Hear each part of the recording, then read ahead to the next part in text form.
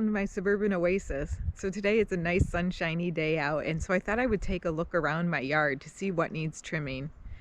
It's January and all of the trees and shrubs are dormant right now, as are many of the vines or other things that you may need to cut back. So it's a perfect time to check things out and see what needs doing. Come with me as we look for that, and then we'll follow up with another video to show you how I do it. Okay, so here we have a clematis that I have been growing here for probably about 5 years, and it has gotten a bit overgrown. It has a grapevine, I think it's grapevine trellis behind it, and that grapevine trellis also is starting to come apart at the bottom. So what I need to do is clip this whole vine back and get rid of the grapevine trellis, and then as the clematis starts to grow, I need to attach it to this new metal trellis so that it has something to grow on. So that's going to be one of my projects for trimming. Next up here, you'll see I have some viburnum bushes, and these have also been here probably for 5 years, maybe 4 or 5 years.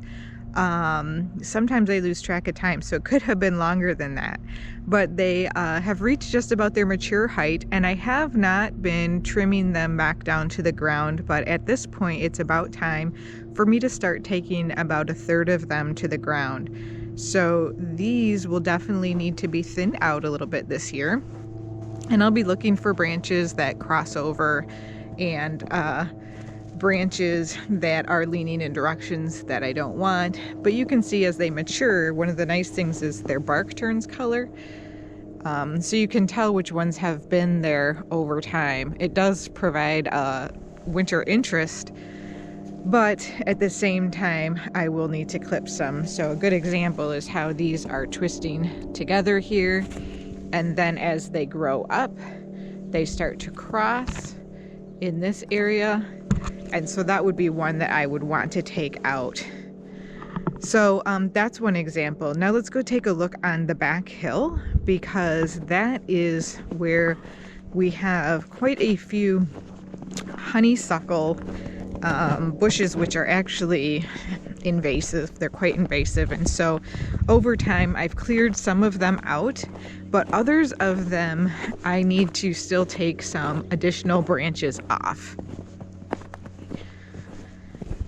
Some of them are just kind of in the way still, and some of them I want to let a little bit more light in to the ground beneath it so that I can actually plant some other things that look pretty. All right, so first off, when I come through this gate, you will see this honeysuckle bush right here.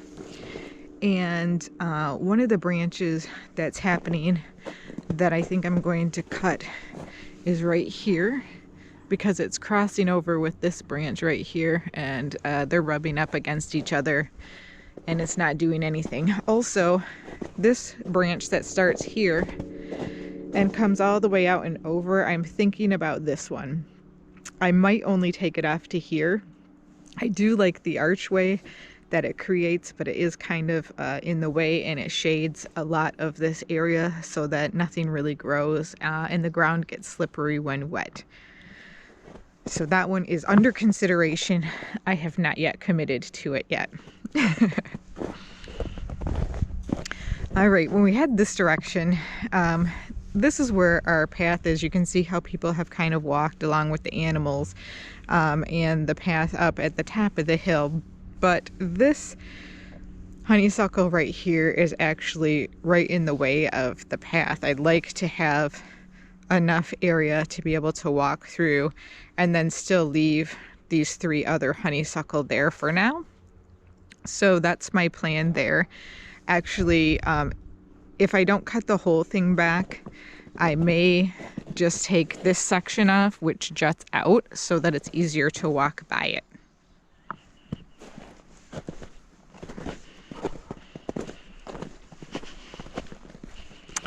Now over here in this area, I started opening this up this year so that I could plant, and I have vinca, both variegated vinca, which you can see popping up through the snow here. Doesn't it look pretty? Little greenery.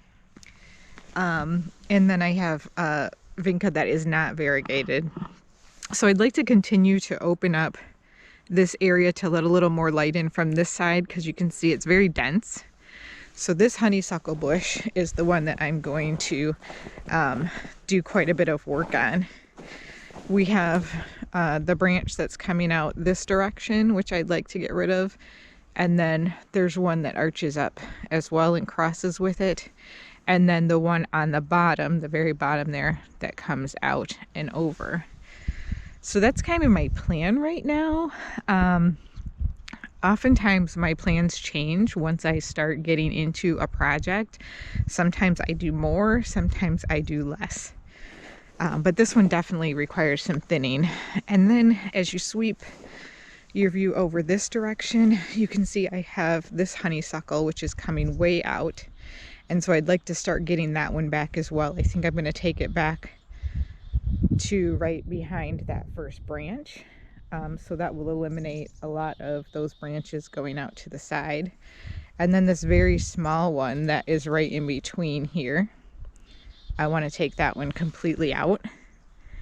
And then the branch behind it, which belongs to this honeysuckle back here, I want to take it down at the base. You can see right here how it has one that goes up and then it has one that goes out sideways. And it's that one that's sticking out sideways that I'd like to get rid of and try to continue to get these to grow upwards. And I'll probably work on this branch up here to stop at the area where it's growing up. And finally, I planted this evergreen. Oh, I'd say it's probably about 9 years old now. 8 years old. I think my son might have brought it home from kindergarten or something. I can't remember exactly. But what I'd like to do is come in and take the very bottom row of branches that you can see there out. It'll just help with being able to walk around that pine tree and kind of lift up the bottom of it. All right, everyone. Thank you for joining me today. I know this was a short video, but I just wanted to take a minute to share with you what my plans are to start to trim things up around. And again, think about the things that you can do in your yard this time of year. And trimming is one of those things that can get you a lot of bang for your buck, because when it's summertime out, I don't know about you, but sometimes it's just too hot to do some of this hard work. And in the wintertime, it's great. You start out cold, but you warm up quick. I'm going to put out another video to show you how I do this work, so I look forward to you joining me then. Thanks for being there today, and have a great day. Bye!